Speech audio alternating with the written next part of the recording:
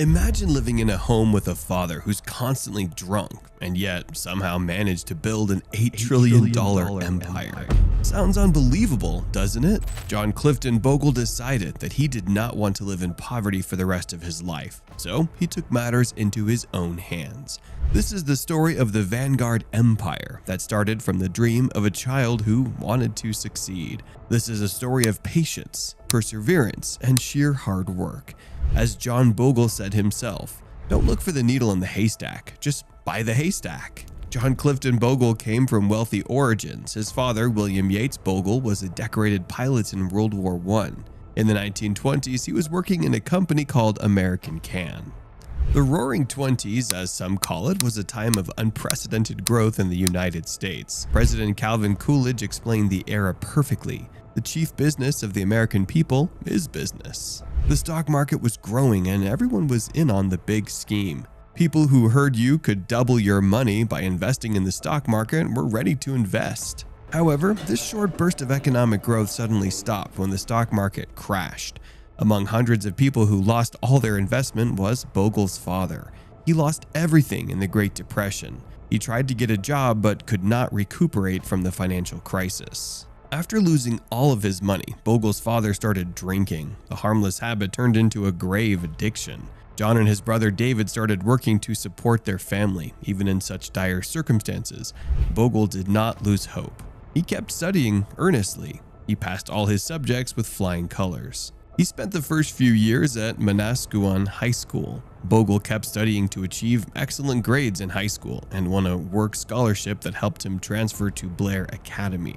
He kept improving his academic record and was awarded cum laude, which helped him achieve a scholarship in Princeton. Bogle spent his time at Princeton University studying economics, investment, and mutual funds. His studies helped him gain a clear perspective on index funding and how it could be used to help the common man. Bogle graduated from Princeton with the highest academic reward, namely the magna cum laude in 1951. As soon as Bogle graduated, he was hired by the Wellington Fund. Walter L. Morgan, who was the founder of the company, was impressed by Bogle's talent.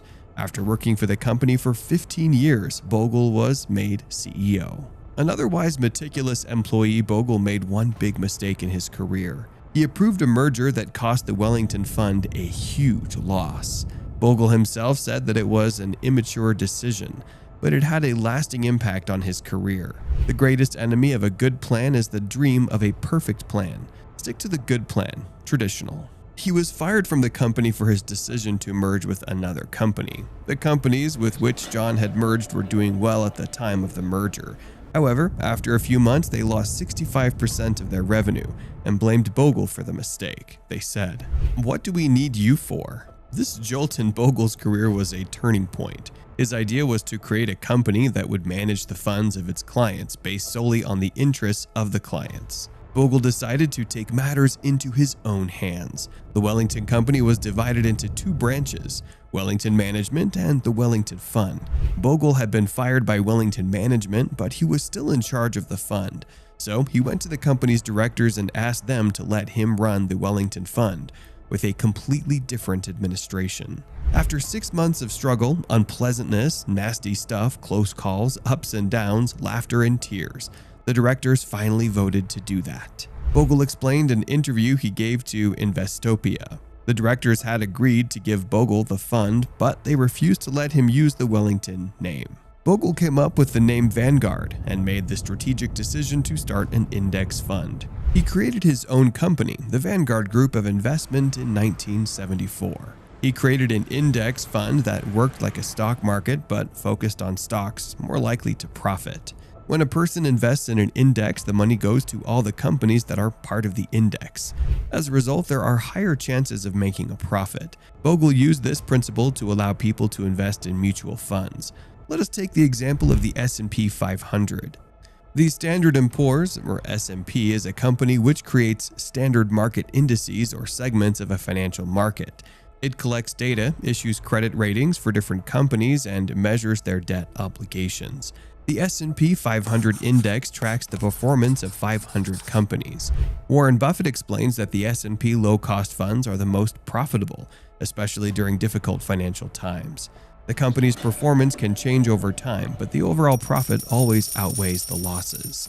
The S&P 500 has made a 10% average on an annual basis and is a perfect example of investment versus speculation. John Bogle was against speculation where people simply put their money in a stock market with the highest profits. He believed in an investment where the profits are steady and the risk is low. John Bogle called it the Vanguard experiment. He created an index fund that did not need to be actively managed.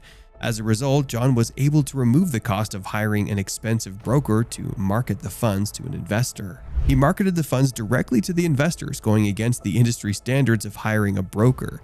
This ingenious technique allowed people to invest in his company without the fear of brokers hovering over their finances. The best thing about John's experiment was that he returned the cost savings to the Vanguard investors instead of keeping the money for himself. This philanthropic mindset makes Vanguard one of the most respectable and ethical investment companies even to this day.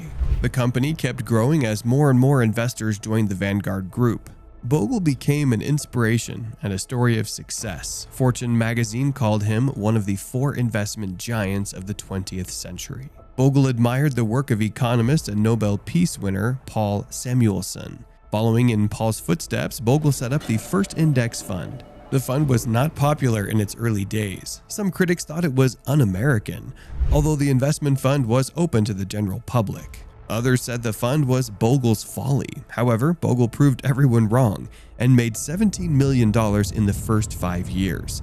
After witnessing the success of Bogle's index fund, investment legends like Warren Buffett praised John Bogle for his ingenuity. He even told his wife to invest her money in index funds after his death. Paul Samuelson himself ranked Bogle's invention along with the invention of the wheel, the alphabet, and the Gutenberg printing.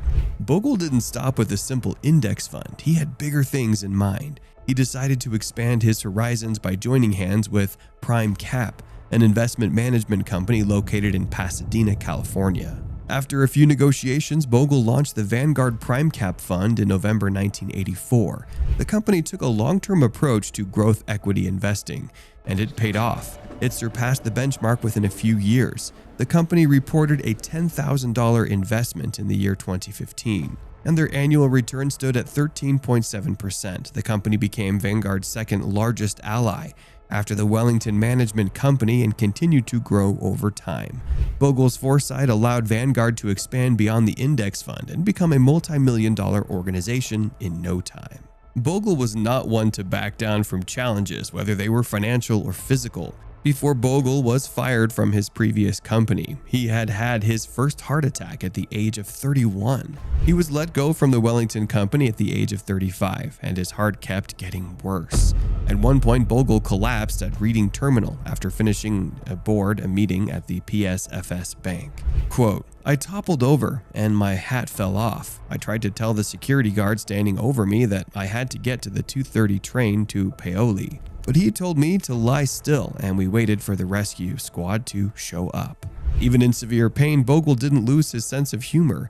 He bet the ambulance drivers that they couldn't reach the hospital within 28 minutes, but to his surprise, they reached the hospital within 21 minutes. When the doctors had stabilized Bogle, they gave him the bad news. He was diagnosed with a heart condition called ARVD. It meant that his heart was beating irregularly.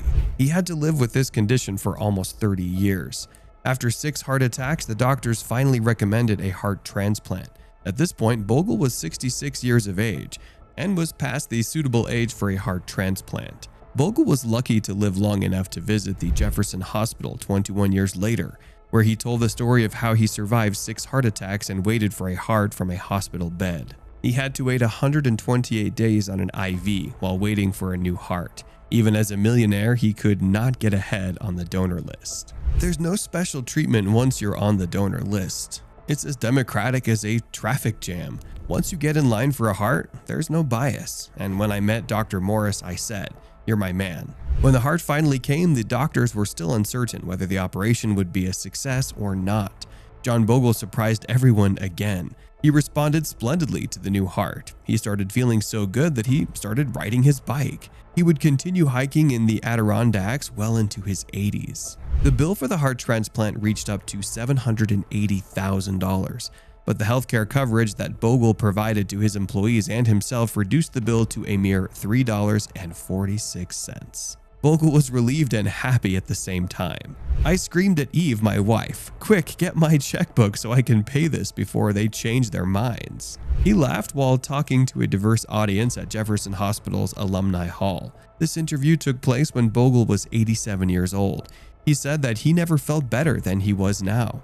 As he continued talking, the audience could see that Bogle was not simply an investment genius, but also a man with literary taste. He quoted verses from Rudyard Kipling's poem, "If." "I'm busier than ever. Given this second chance at life, I've been able to accept the challenge." Kipling laid down for those who face both triumph and disaster, to treat those two imposters just the same. Bogle's heart condition started to worsen in the early 1990s. He tried to power through his illness for almost 6 years, but it was too much. He decided to hand over the reins to John J. Brennan in 1996. During his break, Bogle got his heart surgery and felt better enough to resume his role at Vanguard. However, he could not work as a CEO, so he took on the role of senior chairman. Bogle and Brennan did not see eye to eye on various matters of administration. When the disagreement between both men started to turn ugly, Bogle decided to step back permanently. He left Vanguard in 1999. He decided to establish the Bogle Financial Markets Research Center, which was built on the Vanguard campus, but was not related to the company in any way. Bogle did not have a multi-millionaire mindset. He aimed to help the poor and underprivileged to get back on their feet. Quote, "When there are multiple solutions to a problem, choose the simplest one." Bogle was always interested in helping the common man. He opened up his business to the common man, living off his salary, and remained honest in returning the profits. His love for humanity is what sets him apart from other industry giants like BlackRock. John was worried that in the race for a corporate victory, the investment companies would ignore the people, and that's exactly what happened. BlackRock continues to support companies that dig out fossil fuels and are wreaking havoc on the environment. John advised investors and professionals to focus on the people who put all their money into index funds to build a better life for themselves. In his book, Stay the Course, the story of Vanguard and the Index Revolution. Quote, "In the years ahead, all of those interested in the future of investment management must join the fight against the largely unsupported theories that would destroy the single best option that our families have for investing to accumulate wealth: buying and holding shares in a broadly diversified, low-cost stock market index fund." John C. Bogle married the love of his life, Eve Sherrod, on September 22, 1956. John and Eve belonged to different churches, but they never let their religious convictions get in the way of their marriage. John began to attend the Presbyterian church with his wife following the Calvinist Protestant tradition. However, he remained firm in his belief in the Episcopal Church following the Anglican Protestant tradition. The couple had 6 children: Barbara, Jean, John Clifton, Nancy, Sandra, and Andrew. One of his sons followed his father's footsteps and became a hedge fund manager. He manages his money and keeps his investments intact, just like his father. However, Bogle did not like to leave anything to chance. He created accounts for each of his grandchildren. He invested a certain amount of money in a balanced index fund for each grandchild and put the account in their name. He said while talking to a reporter from Time magazine, "I put away a little money every year and it makes it very easy. They all have the same amounts and the same accounts. Once they grow up, they will find that they have a substantial amount of money in their bank accounts and will be able to make a future for themselves." John has a total of 12 grandchildren and 6 great-grandchildren. Bogle was forever grateful to the people who helped him achieve his dream. He decided to give back to the organizations that funded his high school, which allowed him to win a scholarship at Princeton. He gave away half of his salary to Blair Academy as well as Princeton when he was working as the CEO of Vanguard. He wanted to help children who had the potential to change the future through proper education. He established the Bogle Fellowship in 2016 at Princeton University. This fellowship funds the education of 21st-year students in every batch. Bogle's charity did not stop at Princeton. He continued to fund the schools that helped him complete his graduation. He made sure that the hospitals that helped him recover from his heart condition received proper funds. Bogle was also a great believer and contributed heartily to the Episcopal Church, which helped him maintain a steady moral compass throughout his life. He always remembered his roots and remained humble throughout his life. making him one of the most admirable personalities in the investment world. Quote, "My only regret about money is that I don't have more to give away." John Bogle was a talented individual, and the world recognized his contribution throughout his life. He was endowed with the Woodrow Wilson Award from Princeton University for his distinguished achievement in the nation's service in 1999. Time magazine acknowledged his position as a business owner and a philanthropist by naming him one of the world's 100 most powerful and influential people in 2004. He was also elected as a member of the American Philosophical Society in 2004 to promote the knowledge of investment through research and publications. Bogle received the Institutional Investor's Lifetime Achievement Award in the same year for his unmatched contribution to the economy and the world of investment. Bogle enjoyed life till the very end. He loved riding his bike and hiking in his favorite vacation home.